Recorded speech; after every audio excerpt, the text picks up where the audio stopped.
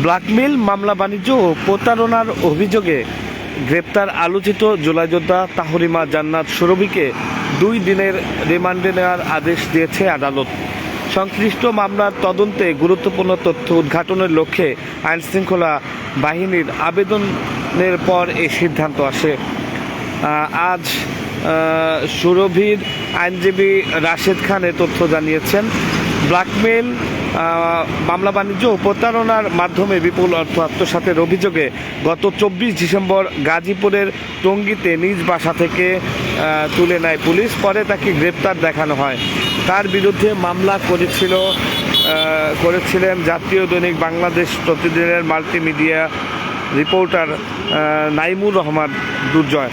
বিপুল পরিমাণ চাঁদাবাজির অভিযোগের কারণে প্রথমে বিষয়টি নিয়ে কেউ মুখ খুলতে না চাইলেও ধীরে ধীরে বের হতে থাকে ঘটনার প্রকৃত তথ্য। এ নিয়ে মুখ খুলছেন বৈষম্য বিরোধী ছাত্র আন্দোলনের নেতারা। এর মধ্যে আজ সকালেই মূলত আজ দুপুরে মূলত তার বিরুদ্ধে যে রিমান্ডের বিষয়টি নিশ্চিত করেছেন তার যে আইনজীবী। এবং একই সাথে একটু আপনাদেরকে জানিয়ে রাখি যে গত 24 ডিসেম্বর রাত 12:30টার দিকে টঙ্গীর গোপালপুর টেকপাড়া এলাকার নিজ বাসা থেকে তাহরিমাকে গ্রেপ্তার করা হয়। গাজীপুরে আইনশৃঙ্খলা রক্ষাকারী বাহিনীর যৌথ অভিযানে তাহরিমা জান্নাত সুরভিকে গ্রেপ্তার দেখানো হয়।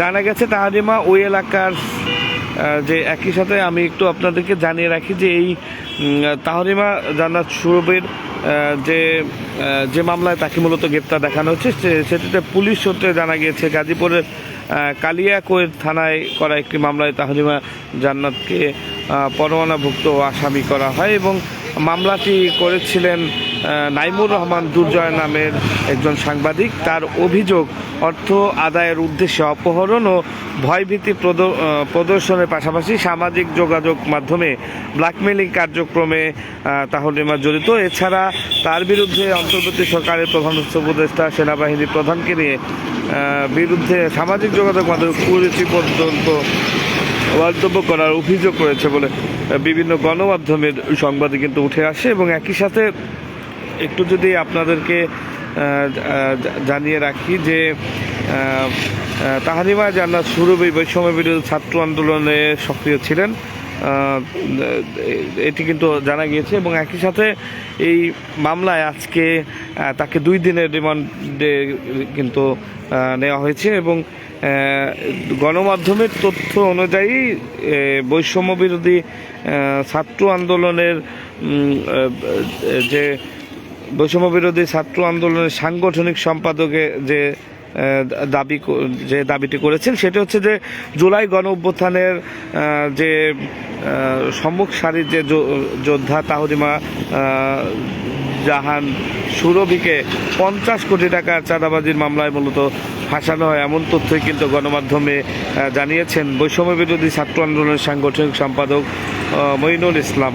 এবং সেখানে মূলত তিনি একটি সামাজিক যোগাযোগের মাধ্যমে তিনি যে তথ্যটি জানিয়েছেন যে বিষয়টা মূলত সুরভির সঙ্গে ব্যক্তিগত সম্পর্ক গড়ার চেষ্টা ও অনৈতিক প্রস্তাবে রাজি না হয় যেটাই ঘটেছে এমনটি কিন্তু তিনি সামাজিক যোগাযোগ মাধ্যমে তুলে ধরেছেন। মঈনুল ইসলাম উল্লেখ করেছেন মামলার বাদী সাংবাদিক নাইমুর রহমান দুর্জয় স্বরাষ্ট্র উপদেষ্টার সঙ্গে ঘনিষ্ঠ সম্পর্ক দেখিয়ে সুরভির সঙ্গে ব্যক্তিগত সম্পর্ক তৈরি করতে চেয়েছিল। পরে কুপ্রস্তাব দেওয়ার পর সুরভি তা প্রত্যাখ্যান করে বিষয়টি প্রকাশ করে প্রতিবাদ জানান।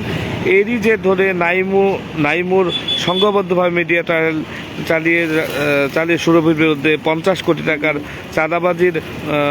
চাঁদাবাজির ভুয়া সংবাদ তৈরি করেন।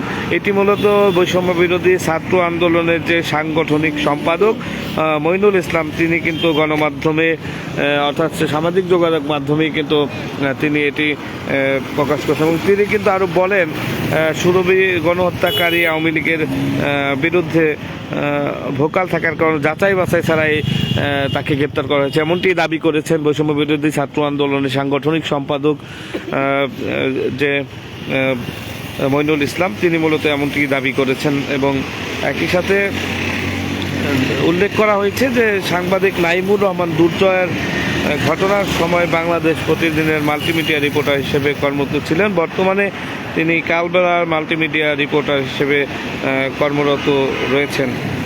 একটু যদি আপনাদেরকে জানিয়ে রাখি যে আজ মূলত আজকে দুপুরেই সুরভির আইনজীবী রাশেদ খান জানিয়েছেন যে ব্ল্যাকমেল, মামলা বাণিজ্য প্রতারণার অভিযোগে গ্রেপ্তার আলোচিত জুলাই যোদ্ধা তাহরিমা জান্নাত সুরভিকে 2 দিনের রিমান্ডের আদেশ দিয়েছেন আদালত। সংশ্লিষ্ট মামলা তদন্তে গুরুত্বপূর্ণ তথ্য উদ্ঘাটনের লক্ষ্যে আইনশৃঙ্খলা বাহিনী আবেদনের পর এই সিদ্ধান্ত আসে, এমনটি কিন্তু মূলত সুরভির আইনজীবী রাশেদ খান এই তথ্য জানায়। এবং একটি বিষয় আপনাদেরকে জানিয়ে রাখি যে ব্ল্যাকমেইল, মামলা বাণিজ্য প্রতারণার মাধ্যমে বিপুল অর্থ আত্মসাতের অভিযোগে গত 24 ডিসেম্বর গাজীপুরের টঙ্গীতে নিজ বাসা থেকে তুলে নেয় পুলিশ। পরে তাকে গ্রেপ্তার দেখানো হয়। তার বিরুদ্ধে মামলা করেছিল জাতীয় দৈনিক বাংলাদেশ প্রতিনিধির মাল্টিমিডিয়া রিপোর্টার নাইমুর রহমান দুর্জয়। এবং একই সাথে বিপুল পরিমাণ চাঁদাবাজির অভিযোগের কারণে প্রথমে বিষয়টি নিয়ে কেউ মুখ খুলতে না চাইলেও ধীরে ধীরে বের হতে থাকে ঘটনার প্রকৃত চিত্র। এ নিয়ে মুখ খুলেছেন বৈষম্য বিরোধী ছাত্র আন্দোলনের নেতারা। গতকাল কিন্তু একই সাথে একটি সংবাদ সম্মেলনেও কিন্তু বৈষম্য বিরোধী ছাত্র আন্দোলনের যে সাংগঠনিক সম্পাদক তিনি কিন্তু জানিয়েছেন যে তারা এই যে তাহরিমা জান্নাত সুরভি তাকে ফাঁসানো হয়েছে এমনটা দাবি মূলত তারা করেছেন। সেটি কিন্তু মূলত বৈষম্য বিরোধী ছাত্র আন্দোলনের সাংগঠনিক সম্পাদক মইনুল ইসলাম তিনি মূলত দাবি করেছেন। তো এই ছিল আমার কাছে সর্বশেষ তথ্য।